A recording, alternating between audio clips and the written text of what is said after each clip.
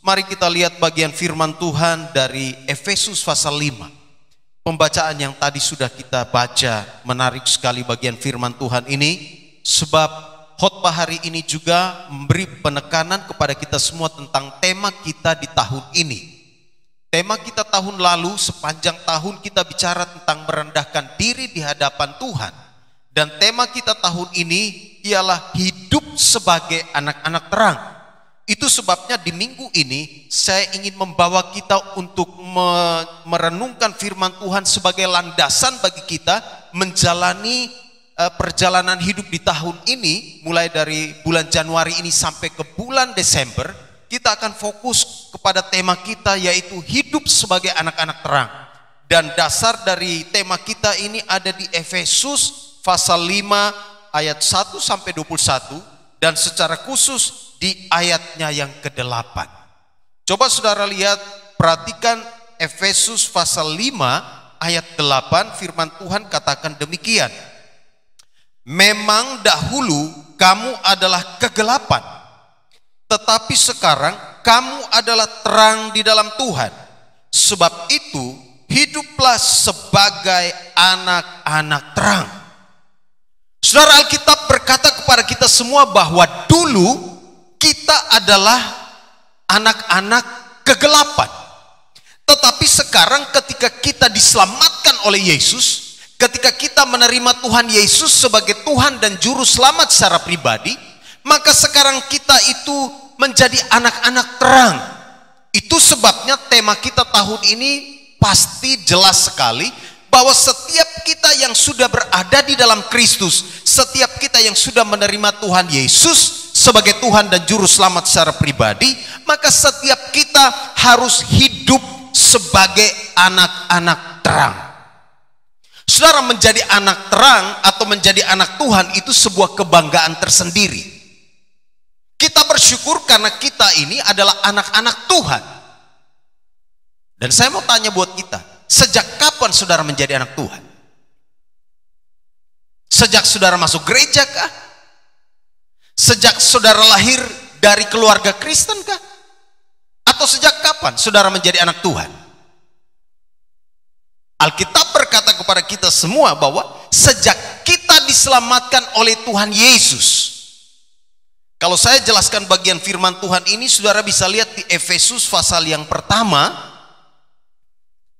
Efesus pasal pertama ayatnya yang ke-5, di sana dikatakan begini. Dalam kasih Ia telah menentukan kita dari semula oleh Yesus Kristus untuk menjadi anak-anaknya sesuai dengan kerelaan kehendaknya, supaya terpujilah kasih karunia-Nya yang mulia yang dikaruniakannya kepada kita di dalam Dia yang dikasihinya.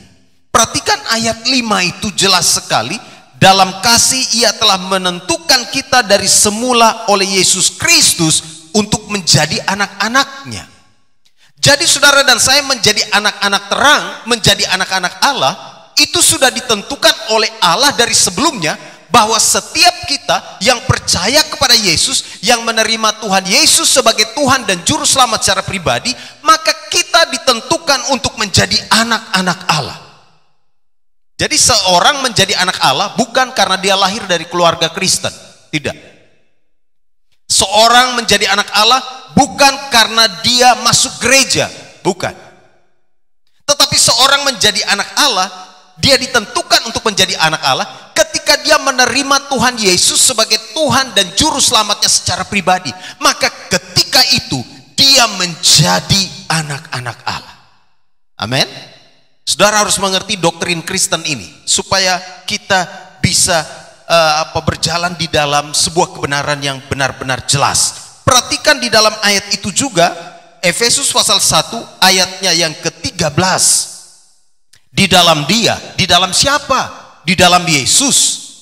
Kamu juga, karena kamu telah mendengar firman kebenaran, yaitu Injil keselamatanmu. Di dalam Dia, kamu juga ketika kamu percaya. Ini dia. Ketika kita percaya kepada Kristus, ketika kita menerima Dia sebagai Tuhan dan Juru Selamat secara pribadi, ayat itu lanjut, dimeteraikan dengan Roh Kudus yang dijanjikannya itu. Waktu saudara dan saya percaya kepada Tuhan Yesus, saudara dan saya dimeteraikan oleh Roh Kudus. Meterai itu adalah tanda sah atau tanda legal. Kalau ada sebuah transaksi, lalu kemudian ada taruh meterai di sana, lalu para pihak itu menandatangani isi perjanjian atau kontrak atau apapun itu, maka saat itu semua transaksi itu menjadi sah. Kenapa? Karena ada tanda tangan di atas meterai. Saudara perhatikan, ketika kita menerima Kristus sebagai Tuhan dan Juru Selamat secara pribadi, ketika itu Roh Kudus diutus ke dalam hidup kita, dan Roh Kudus itu menjadi meterai. Maksudnya dia stempel kita, dia mensahkan kita menjadi anak-anak Allah. Itu sebabnya ketika kita percaya kepada Yesus Kristus, kita menjadi anak Allah karena Roh Kuduslah stempelnya. Di situ, di sana dikatakan dimeteraikan, dinyatakan sah bahwa kita yang ada di dalam Kristus sekarang kita menjadi anak-anak Allah. Karena itu menjadi anak Allah, sekali lagi saya mau katakan, bukan didapatkan ketika saudara dan saya lahir dari keluarga Kristen. Karena banyak orang yang lahir dari keluarga Kristen tapi mereka tidak menerima Yesus sebagai Tuhan dan Juru Selamat secara pribadi. Mendapat status sebagai anak Allah ketika kita percaya kepada Yesus Kristus, menerima Dia sebagai Tuhan dan Juru Selamat secara pribadi. Ketika itu Roh Kudus diutus di dalam diri kita, memeteraikan kita, dan saat itu kita menjadi sah, menjadi anak-anak Allah. Karena itu kalau ada orang bertanya kepada saudara, saudara sudah menjadi anak Allah atau tidak, saudara harus memberikan jawaban yang pasti. Oh iya, saya menjadi anak Allah karena saya sudah terima Yesus sebagai Tuhan dan Juru Selamat secara pribadi. Saya sudah hidup di dalam Dia, Roh Kudus ada di dalam hidup saya, dan saya percaya berdasarkan firman Tuhan bahwa ketika saya percaya kepada Yesus, Roh Kudus memeteraikan, mensahkan kita menjadi anak-anak Allah. Karena itu saudaraku yang kekasih, kita yang sekarang sudah sah menjadi anak-anak Allah, Alkitab berkata kepada kita semua, kita harus hidup sebagai anak-anak terang. Kalau ada orang yang berkata dia sudah menerima Kristus sebagai Tuhan dan Juru Selamat secara pribadi, lalu dia tidak hidup seperti yang Tuhan kehendaki, maka saya pastikan dia belum mengerti arti menjadi anak-anak Allah. Itu sebabnya Rasul Paulus di dalam ayat pertama pasal 5 tadi, di sana dikatakan begini, sebab itu jadilah penurut-penurut Allah seperti anak-anak yang kekasih. Bahasa aslinya itu dia pakai kata penurut-penurut, itu dia pakai kata imitator, imitasi. Pernah lihat cincin yang bukan asli? Imitasi, oke? Nah, kata ini menjadi penurut-penurut. Imitasi yang dimaksudkan di situ ialah jadilah orang-orang yang meniru kehidupan Kristus, peniru-peniru Allah. Maksudnya apa? Kita mengikuti gaya hidup Kristus. Gaya hidup, kita harus menjalani sebuah kehidupan seperti yang Kristus mau. Mulai ayat 1 sampai ayatnya yang ke-21, nanti saudara lihat. Setiap orang percaya harus menjadi penurut-penurut Allah. Dan Paulus ingatkan, ini penting. Saya akan jelaskan ini. Mengapa Paulus bicara ini kepada orang-orang di Efesus? Karena situasi di Efesus saat itu luar biasa. Mereka, masyarakat saat itu penuh dengan kejahatan. Orang-orang yang ada di Efesus itu hidup di dalam percabulan. Orang-orang di Efesus itu mereka menyembah kepada dewa-dewa. Dan salah satu kuil yang terkenal di Efesus namanya kuil apa? Kuil Artemis. Nanti saudara lihat di pasal 19 Kisah Para Rasul. Waktu Paulus ada di kota Efesus, dia melihat penyembahan yang luar biasa dilakukan oleh orang-orang masyarakat saat itu. Di situ juga ada tukang-tukang sihir. Nanti saudara lihat Kisah Para Rasul pasal 19 ayat 13. Ada anak-anak Skewa yang melakukan sihir. Kota itu penuh dengan kejahatan dan ada orang percaya di situ. Maka kumpulan orang percaya yang kecil yang ada di kota Efesus itu dinasihatkan oleh Paulus supaya mereka menjadi terang, supaya mereka hidup sebagai anak-anak terang. Paulus katakan kamu harus menjadi penurut-penurut Allah seperti anak-anak yang kekasih. Dan ini, nasihat ini juga ditujukan kepada kita semua, bahwa kita sekarang ada di tengah-tengah keadaan masyarakat, keadaan dunia yang semakin hari semakin rusak moralnya, semakin bobrok, dan kita diminta untuk hidup sebagai anak-anak terang. Coba saudara lihat TikTok hari-hari ini. Saya kalau lihat yang kayak gitu, aduh, rasa nangis, rasa sedih, mau nangis rasanya, karena orang tuh aneh-aneh dan mereka berpikir bahwa itu lucu-lucu. Padahal hal-hal yang mereka lakukan di situ adalah kadang-kadang kalau kita lihat, ini seperti hal-hal yang sifatnya sudah tidak, nilai moralitas di situ rendah sekali. Moralitas di situ rendah sekali. Ada yang pamer dengan binatangnya, lalu mereka melakukan adegan-adegan itu seperti suami istri. Saya lihat, wastaga. Dan itu ditonton jutaan orang. Yang begitu-begitu, yang sensasi-sensasi begitu, yang seperti itu yang suka ditonton orang. Dan saya bilang, wah, ini sudah situasi ini begini rumit sekarang. Dan kita ada di tengah-tengah situasi itu. Kita ada di tengah-tengah situasi yang sulit. Dan kita pun harus peka. Kita pun harus menjaga kehidupan rohani kita supaya kita benar-benar hidup sebagai anak-anak terang.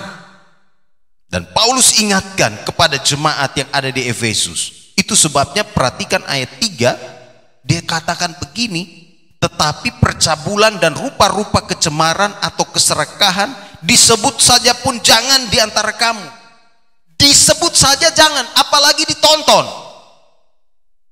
Berapa banyak film-film yang seperti itu, film-film cabul itu yang kemudian disukai oleh banyak orang.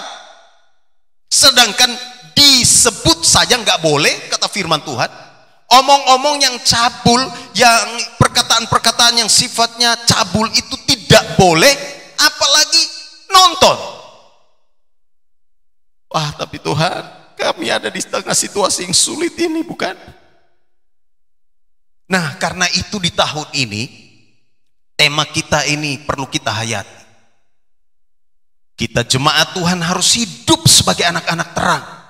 Kita harus hidup sebagai orang-orang yang telah ditebus oleh darah Yesus. Kita harus menggunakan semua waktu kita untuk hal-hal yang berkenan kepada Tuhan. Itu sebabnya perhatikan di dalam ayat 15 Efesus pasal 5 tadi. Karena itu perhatikanlah dengan saksama bagaimana kamu hidup. Janganlah seperti orang bebal, tetapi seperti orang arif, dan pergunakanlah waktu yang ada, karena hari-hari ini adalah jahat. Hari-hari di mana kita hidup ini, kejahatan itu di mana-mana banyak sekali. Di media sosial, di dunia nyata, semua kejahatan itu ada di hari-hari hidup kita. Karena itu Rasul Paulus katakan, pergunakanlah waktu yang ada dengan bijaksana, supaya kita tidak melakukan hal-hal yang jahat. Saudara perhatikan bagian firman Tuhan ini, kembali ke ayat 1 dan ayat yang kedua. Ketika kita bicara tentang hidup sebagai anak-anak terang, saya ingin memberi penekanan ini bagi kita, karena sepanjang tahun ini kita akan bicara tentang tema ini, hidup sebagai anak-anak terang. Di dalam ayat 1 dan ayat 2 saya baca untuk kita, dan hiduplah di dalam kasih, sebagaimana Kristus Yesus juga telah mengasihi kamu dan rela menyerahkan dirinya untuk kita sebagai persembahan dan korban yang harum bagi Allah. Ketika kita bicara tentang hidup sebagai anak-anak terang, maka saya melihat di sini ada beberapa ciri orang yang hidup sebagai anak terang. Banyak sekali ciri di dalam pasal 5 ini, tapi saya hanya mau tunjukkan beberapa saja. Ciri orang yang hidup sebagai anak-anak terang, ciri yang pertama ialah, perhatikan di dalam ayat 1 sampai ayat yang kedua, hiduplah di dalam kasih sebagaimana Kristus Yesus juga telah mengasihi kamu, dan seterusnya. Ciri Orang yang hidup sebagai anak terang ialah mengasihi Yesus dengan tulus. Mengasihi Allah atau mengasihi Yesus dengan tulus. Kalau saudara dan saya berkata bahwa kita adalah anak-anak Allah, kalau saudara dan saya berkata bahwa kita telah diselamatkan oleh Yesus Kristus, maka ciri kita sebagai orang yang telah diselamatkan atau ciri kita yang hidup sebagai anak terang itu cirinya mana?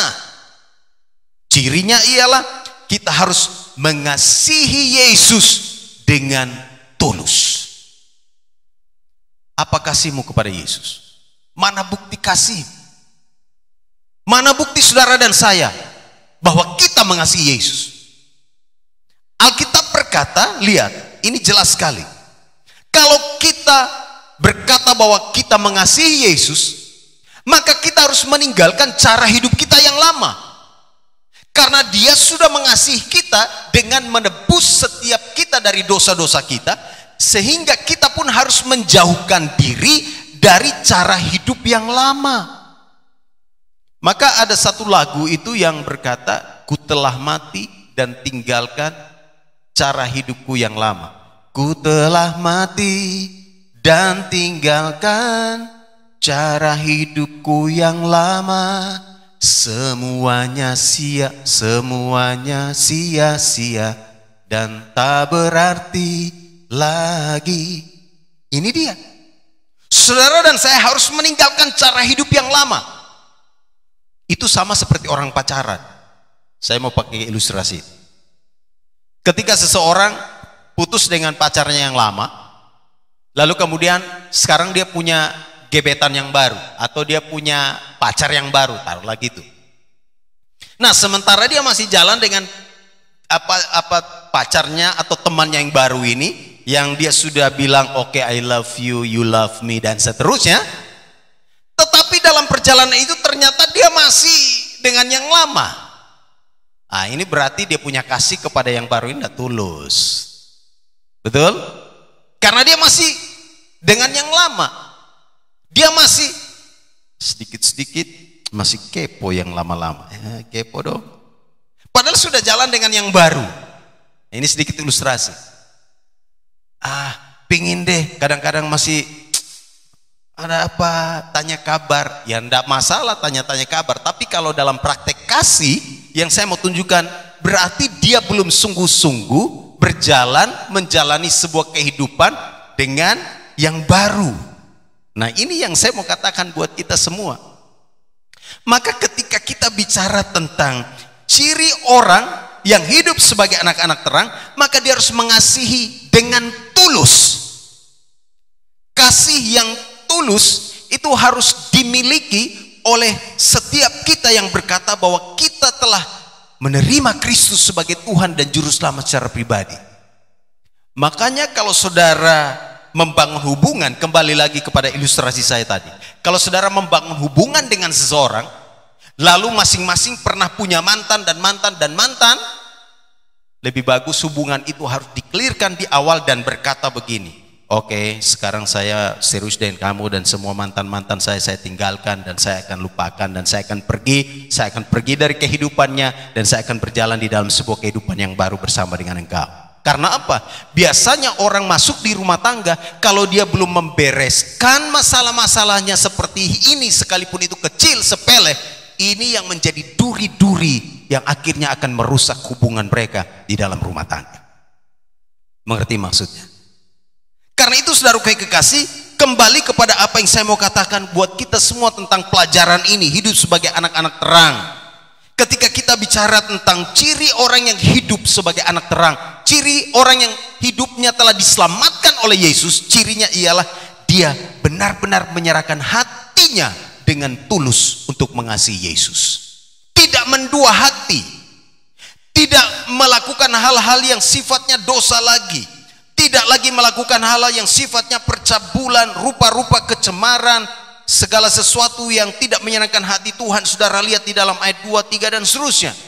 Tetapi sekarang kita kembali hidup seperti yang Tuhan kehendaki. Kita mau menyerahkan hidup kita seutuhnya kepada Tuhan. Itu ciri orang yang hidup di dalam terang. Mereka sekarang mengasihi Allah dengan tulus. Salah satu bukti kita mengasihi Allah dengan tulus ialah seperti ini. Kita datang di rumah Tuhan, menyembah Dia. Kita mengasihi Tuhan karena kita mengingat kasih Tuhan yang sudah dinyatakan bagi kita, sehingga kita datang untuk mengucap syukur. Kita menguduskan hari Sabat, kita menguduskan hari perhentian. Itu salah satu bukti, dan itu yang Tuhan mau. Kita harus membuat hidup kita berbeda dengan orang-orang yang ada di sekeliling kita. Maka perhatikan Efesus 5 ayat 1, 2, dan 3 tadi. Ini menarik sekali. Ayat 3, tetapi percabulan dan rupa-rupa kecemaran atau keserakahan disebut saja pun jangan di antara kamu, sebagaimana sepatutnya bagi orang-orang kudus. Maksudnya orang-orang kudus tidak cocok melakukan ini. Orang-orang kudus yang sudah dikuduskan oleh Yesus tidak cocok untuk hidup di dalam kecemaran, tidak cocok untuk hidup di dalam percabulan, tidak cocok hidup di dalam perzinahan. Sebab Tuhan perintahkan untuk kita hidup sebagai anak-anak terang. Makanya tema kita tahun ini jelas, hidup sebagai anak-anak terang. Paulus tekankan ini kepada jemaat di Efesus. Kenapa? Saya tadi sudah jelaskan di bagian awal. Karena di Efesus itu terjadi persinahan yang luar biasa. Terjadi percabulan yang luar biasa. Bukan hanya perempuan dengan laki-laki, tetapi laki-laki dengan laki-laki, perempuan dengan perempuan. Praktek itu sudah ada sejak zaman dulu. Itu sebabnya Paulus katakan, kamu harus hidup sebagai anak terang. Kamu harus mencirikan, membuktikan bahwa kamu telah hidup sebagai anak terang dengan apa? Mengasihi Allah, mengasihi Yesus dengan tulus. Dan tandanya mengasihi Yesus dengan tulus ialah meninggalkan segala kehidupan dalam dosa. Yang kedua, saudara kekasih, menarik sekali bagian firman Tuhan ini. Ketika kita bicara tentang hal pertama tadi, ciri orang yang hidup sebagai anak-anak terang, cirinya ialah dia benar-benar mengasihi Yesus dengan membuktikan dia meninggalkan cara hidup yang lama. Maka yang kedua, ini masih ada hubungannya. Perhatikan di dalam ayat yang kelima, ayat 6. Ayat itu berkata, karena ingatlah ini baik-baik, tidak ada orang sundal, orang cemar, atau orang serakah, artinya penyembah berhala, yang mendapat bagian di dalam kerajaan Kristus dan Allah. Janganlah kamu disesatkan orang dengan kata-kata yang hampa, karena hal-hal yang demikian mendatangkan murka Allah atas orang-orang durhaka. Ayat 7, sebab itu janganlah kamu berkawan dengan mereka. Waduh, janganlah kamu berkawan dengan mereka. Ciri orang yang hidup sebagai anak-anak terang, cirinya ialah mempertahankan kesucian hidup. Makanya di ayat 7, jangan berkawan dengan mereka. Saya akan jelaskan ini. Maksudnya jangan berkawan itu gimana ya? Loh, kalau kita punya teman-teman itu seperti begitu, apakah kita tidak boleh ngobrol lagi dengan mereka atau seperti apa? Bukan itu maksudnya. Bukan berarti, oh kalau ada teman seperti begitu, kita sudah mulai menjauh dari mereka dan ya sudah delete semua kontak mereka, kita sudah mau terpisah dari mereka dan segala macam. Bukan itu yang dimaksudkan di bagian ini tentang jangan berkawan dengan mereka. Lah, kalau jangan berkawan dengan mereka, berapa banyak kita yang punya teman-teman orang seperti begitu? Berapa banyak kita yang punya teman bisnis orang-orang yang hidupnya seperti itu? Lah, lama-lama kita seperti orang asing sendiri di tengah-tengah keramaian dunia. Tetapi yang dimaksudkan di sini, jangan berkawan dengan mereka, maksudnya ialah jangan ikut cara hidup mereka. Ingat tadi, Paulus bilang kepada jemaat di Efesus, kamu punya lingkungan itu penuh dengan percabulan, persinahan, ada orang-orang yang menyembah berhala. Ya itu memang kenyataan seperti itu. Tetapi kamu harus memelihara kesucian hidup. Cara memelihara kesucian hidup ialah jangan mengikuti ikuti cara hidup mereka, atau jangan mengadopsi perbuatan-perbuatan mereka. Nah, ini paling penting, saudaraku yang kekasih. Anak-anak terang itu senantiasa memelihara kekudusan hidup. Sebab apa?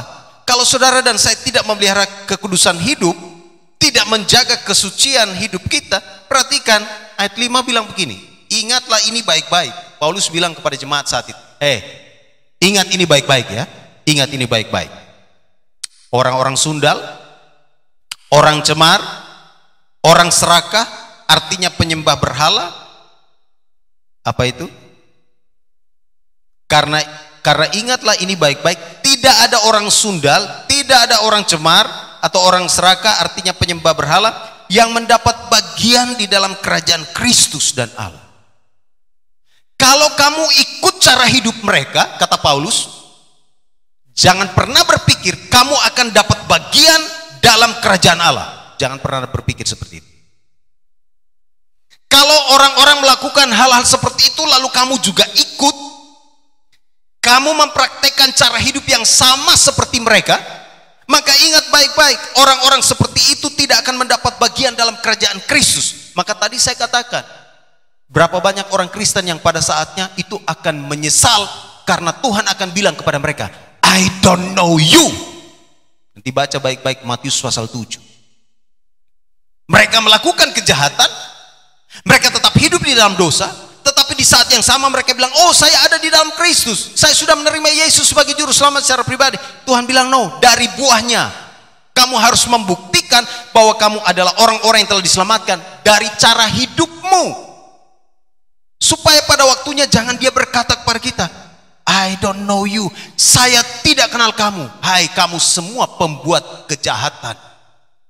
Maka tadi saya katakan di awal bahwa ada orang-orang yang punya KTP Kristen dan dia bangga dengan KTP Kristen itu, tetapi hidupnya tidak benar. Pada waktunya Tuhan bilang, saya tidak kenal kamu. Kenapa? Karena orang-orang yang telah diselamatkan oleh Tuhan Yesus, mereka senantiasa memelihara kekudusan hidup, kesucian. Tema tahun ini cukup menantang kita, bahwa kita adalah anak-anak terang. Karena itu kita mau menjadi anak-anak terang, hidup sebagai anak-anak terang.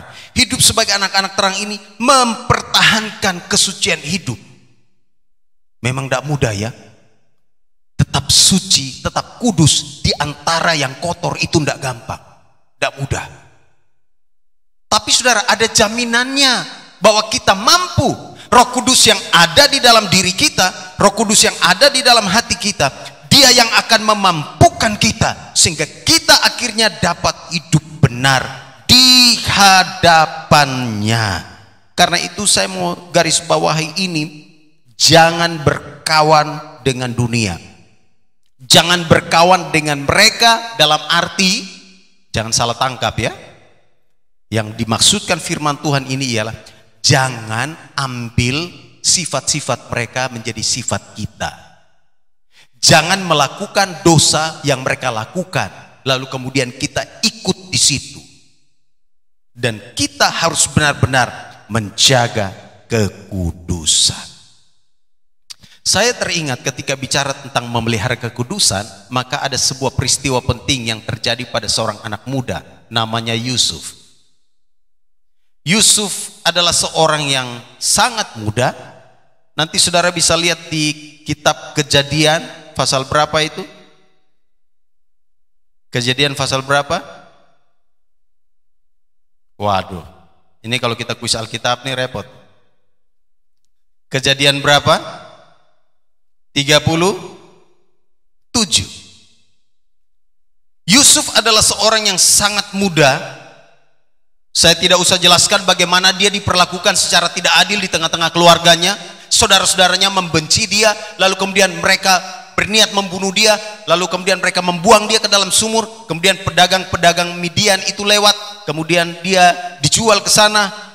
Lalu pedagang-pedagang Ismail itu lewat di sana dan mereka menjual dia. Lalu kemudian Yusuf pun sampai di Mesir. Dia bekerja di rumah Potifar. Lalu singkat cerita, istri Potifar itu menjadi godaan terbesar bagi Yusuf. Istri Potifar bilang begini kepada Yusuf, "Yusuf, sudahlah, ini si bapak ini sibuk dengan pekerjaannya. Ini saya ini kesepian di rumah. Bolehlah kamu datang dekat dengan aku dan tidur dengan aku." Kan begitu. Wah, ini dapat yang ibu Potifar ini dapat berondong nih. Kan begitu ceritanya. Dia lihat Yusuf kerjanya bagus, rapi, bertanggung jawab, dan Alkitab katakan Yusuf itu parasnya cantik, elok, tampan, kira-kira begitu. Lalu kemudian Yusuf digoda, bahkan Alkitab berkata dari hari ke hari. Jadi godaan yang datang kepada Yusuf itu bukan hanya satu hari, tapi dari hari ke hari. Nanti saudara baca pasal 39. Dari hari ke hari istri Potifar itu selalu menggoda Yusuf. Perhatikan ayat yang pasal 39 ayat 7. Selang beberapa waktu istri tuannya memandang Yusuf dengan birahi, lalu katanya, "Marilah tidur dengan aku." Tetapi Yusuf menolak dan berkata kepada istri tuannya itu, "Dengan bantuanku, tuanku itu tidak lagi mengatur apa yang ada di rumah ini, dan ia telah menyerahkan segala miliknya pada kekuasaanku. Bahkan di rumah ini ia tidak lebih besar kuasanya daripadaku, dan tiada yang tidak diserahkannya kepadaku selain daripada engkau, sebab engkau istrinya. Bagaimanakah mungkin aku melakukan kejahatan yang besar ini dan berbuat dosa terhadap Allah?" Ayat 10. Walaupun dari hari ke hari perempuan itu membujuk Yusuf, Yusuf tidak mendengarkan bujukannya itu untuk tidur di sisinya dan bersetubuh dengan dia. Ini baru ciri orang yang hidup sebagai anak terang. Dari hari ke hari Yusuf dirayu, dibujuk. Mungkin sudah diiming-imingin, ini saya kasih kamu harta, ini saya kasih kamu semua fasilitas ini, yang penting kamu mau tidur dengan saya. Mungkin itu yang dikatakan oleh istri Potifar. Tapi lihat, Yusuf ini adalah seorang yang takut akan Tuhan. Dia bilang, bagaimana mungkin aku bisa melakukan kejahatan yang besar ini kepada Allah. Jadi Yusuf, dia menerjemahkan rayuan, bujukan, godaan istri Potifar untuk tidur dengan dia itu sebagai sebuah kejahatan kepada Allah. Yusuf bilang, tidak mungkin. Saya mengasihi Tuhan dan saya harus menjaga, memelihara kekudusan hidup saya. Karena itu saya tidak mau terima bujukan, rayuan itu. Dan Alkitab katakan istri Potifar tidak menyerah. Iblis kalau kerja itu seperti ini, tidak menyerah. Kalau iblis rayu itu, iblis kalau menggoda itu tidak istilahnya, iblis itu tidak hanya satu kali, dua kali menggoda. Dia bisa memakai segala macam cara untuk menggoda kita, untuk merayu, membujuk kita supaya kita jatuh ke dalam dosa. Tetapi Yusuf berkata, bagaimana mungkin aku ini melakukan perbuatan dosa yang besar kepada Allah. Ini orang yang hidup benar di hadapan Tuhan. Orang yang hidup sebagai anak terang itu punya pikiran seperti ini. Kalau dia lakukan dosa, itu dia sebenarnya sedang berbuat jahat kepada Allah. Makanya Yusuf nggak mau. Yusuf bilang, lebih bagus aku lari. Kita tahu bersama cerita ini ya. Yusuf memutuskan untuk lari. Memang menghindar dari dosa, menghindar untuk melakukan dosa, dan berusaha menjaga kekudusan hidup, itu resikonya besar. Betul, Yusuf tahu ada resiko. Bahkan akhirnya istri Potifar memfitnah dia, dan akhirnya Yusuf dimasukkan ke dalam penjara. Ceritanya berbalik. Istri Potifar bilang, oh dia ini waktu suami saya nggak ada di rumah, dia yang datang-datang kepada saya, dan kemudian dia berusaha untuk meniduri saya, dan lihat itu bajunya ada ketinggalan di sana, bukan? Yusuf mengalami situasi yang sulit. Tetapi saya mau katakan begini, Yusuf tetap menjaga kesucian, dan orang-orang yang menjaga kesucian hidup dan kekudusan hidup, berkat Tuhan akan dialirkan dalam hidup mereka. Akhirnya lihat cerita Yusuf, Tuhan angkat Yusuf menjadi seorang yang luar biasa, tinggi di mana? Di Mesir. Saudara perhatikan, menjaga kekudusan hidup. Tahun ini saudara dan saya harus berjalan di dalam kekudusan Tuhan. Amin. Karena tema kita ini menjadi anak-anak terang. Apapun godaan, apapun bujukan, apapun rayuan-rayuan yang datang dari sekeliling kita yang berusaha membuat kita jatuh ke dalam dosa, saudara dan saya harus berani berkata tidak. Tapi jangan berani berkata tidak lalu lakukan, ya kan? Katakan tidak. Kalau itu dosa, katakan tidak. Saya tidak akan melakukan ini. Sekalipun engkau ditawarkan sesuatu yang sifatnya kemewahan, fasilitas seperti Yusuf. Yusuf mungkin ditawarkan oleh istri Potifar itu fasilitas yang banyak. Yusuf bilang tidak, saya tidak akan terlibat di dalam perbuatan jahat ini. Itu yang dimaksudkan di dalam Efesus tadi, jangan berkawan dengan mereka. Jadi udah mengerti ya? Jangan berkawan dengan mereka artinya jangan ikut ambil bagian dalam perbuatan dosa yang mereka tawarkan. Sebab itu adalah kejahatan yang besar. Dan Alkitab katakan orang-orang yang buat kejahatan seperti begitu tidak memperoleh bagian dalam kerajaan Kristus. Saudara-saudara kekasih, perhatikan, hari-hari ini ada banyak cara iblis untuk menggoda kita. Ada banyak cara iblis untuk merayu kita, untuk kita jatuh dalam dosa. Dan kadang-kadang iblis bukan pakai orang-orang yang jauh. Kadang-kadang iblis pakai orang-orang yang dekat dengan kita untuk akhirnya membuat kita jatuh dalam dosa. Karena itu berhati-hatilah. Lihat, iblis tidak pakai orang yang jauh dari Yusuf. Orang yang tiap hari ada dengan Yusuf di rumah itu, istri Potifar itu yang dipakai oleh iblis untuk akhirnya merayu Yusuf. Karena itu kita harus peka. Kita harus berani berkata tidak. Kita harus berani berkata bahwa saya tidak akan melakukan kejahatan yang besar ini. Urusan berkat, Tuhan bisa kasih berkat buat kita. Bukan karena kita terlibat dalam perbuatan dosa, lalu kemudian oke, kita akan kaya, kita akan dapat banyak uang. Ya mungkin saja itu terjadi dalam waktu yang sekejap, bisa. Tapi itu tidak punya nilai kekal. Tuhan sanggup memberkati kita dengan cara yang berbeda. Tuhan sanggup membuka pintu-pintu berkat bagi kita. Karena itu kita harus menjaga kekudusan hidup kita, menjaga kemurnian hati kita, menjaga kesucian hidup kita. Jemaat Kalvari tahun ini tema kita jelas, kita harus menjadi anak-anak terang. Kita harus hidup sebagai anak-anak terang. Supaya apa? Bukan dapat pujian dari manusia. Kita tidak cari pujian dari manusia. Supaya hidup kita berkenan kepada Tuhan. Itu yang paling utama. Yang terakhir, saudaraku yang kekasih, ketika kita bicara tentang hidup sebagai anak-anak terang, perhatikan di dalam ayat 7 sampai ayat yang ke-14. Tadi saya sudah baca ayat 7, ayat 8, sekarang ayat 9. Karena terang hanya berbuahkan kebaikan dan keadilan dan kebenaran, dan ujilah apa yang berkenan kepada Tuhan. Janganlah turut mengambil bagian dalam perbuatan-perbuatan kegelapan yang tidak berbuahkan apa-apa, tetapi sebaliknya telanjangilah perbuatan-perbuatan itu.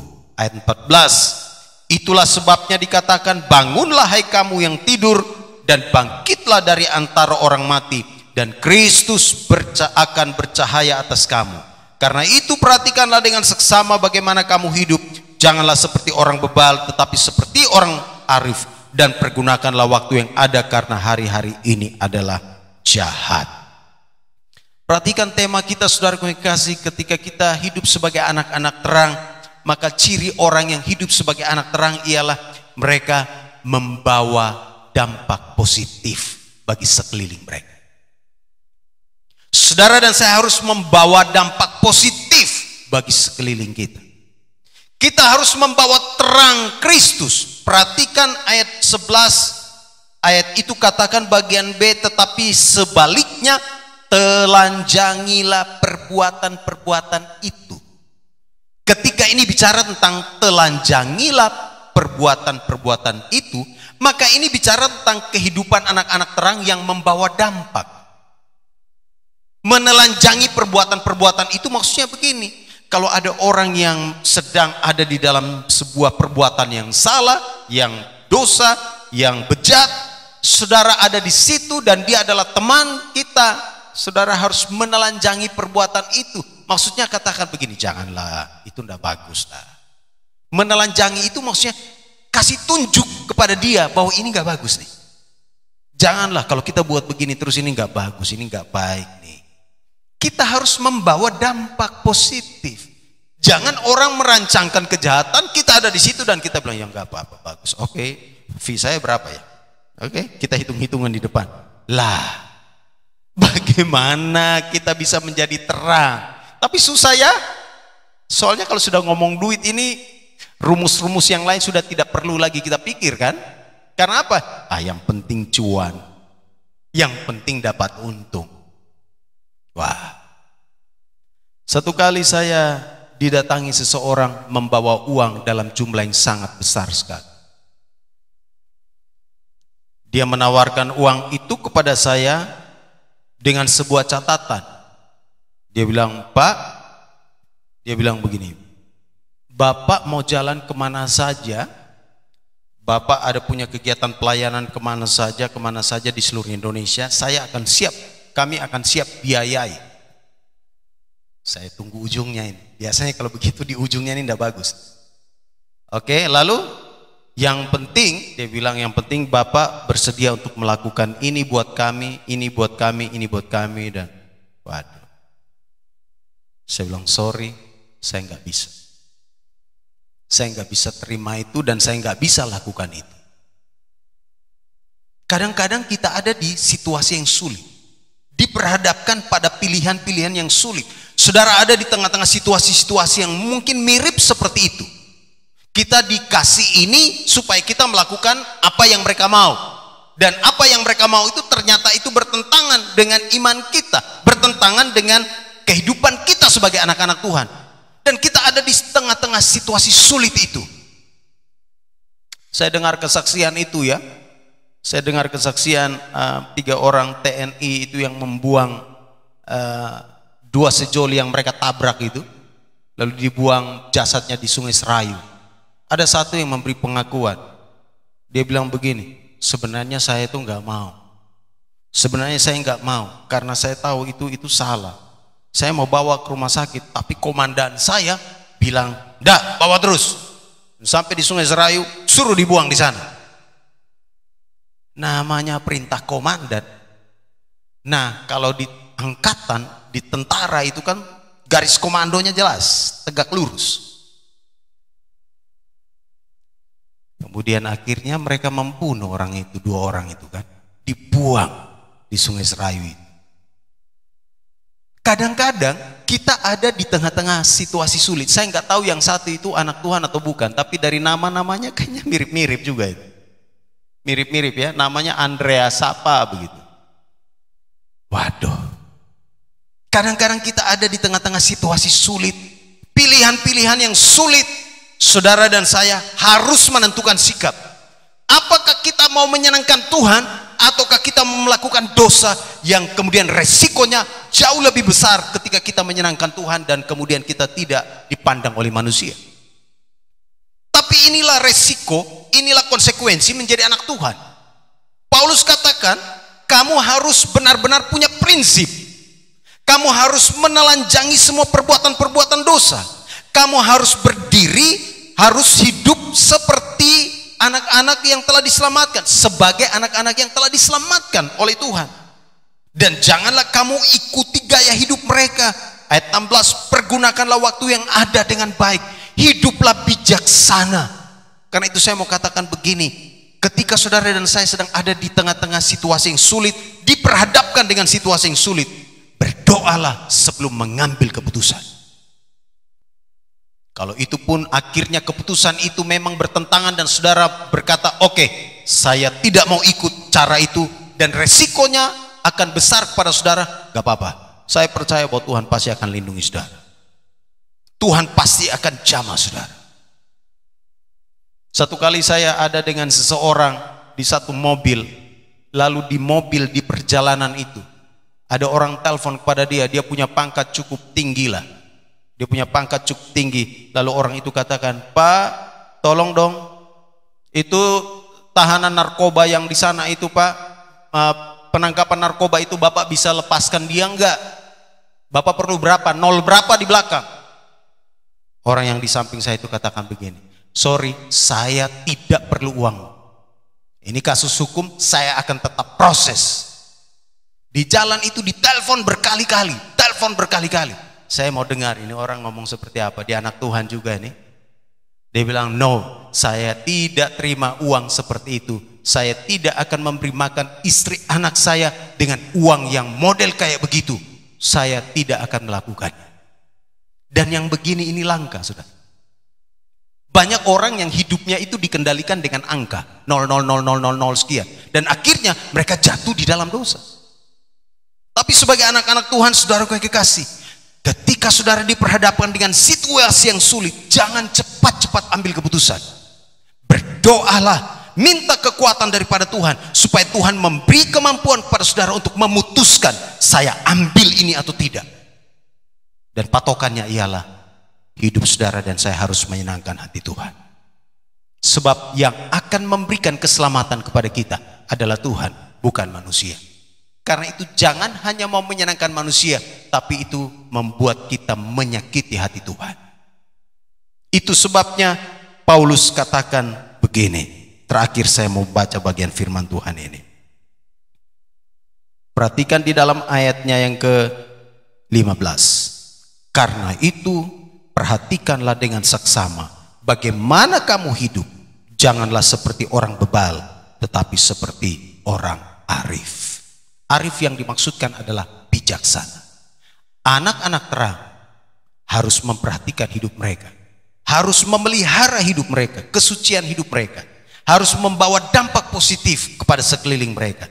Perhatikan bagaimana cara hidup. Apakah kita ini orang bebal ataukah orang bijaksana? Saya yakin dan percaya kita yang hidup sebagai anak-anak terang pasti akan hidup bijaksana, karena Roh Kudus senantiasa ada di dalam hidup kita, menuntun kita untuk hidup sebagai anak-anak terang. Kiranya firman Tuhan hari ini meneguhkan kita. Ingat, ini tema tahunan kita. Kita akan berbicara tentang hidup sebagai anak-anak terang sepanjang tahun ini. Supaya apa? Hidup kita benar-benar menyenangkan hati Tuhan.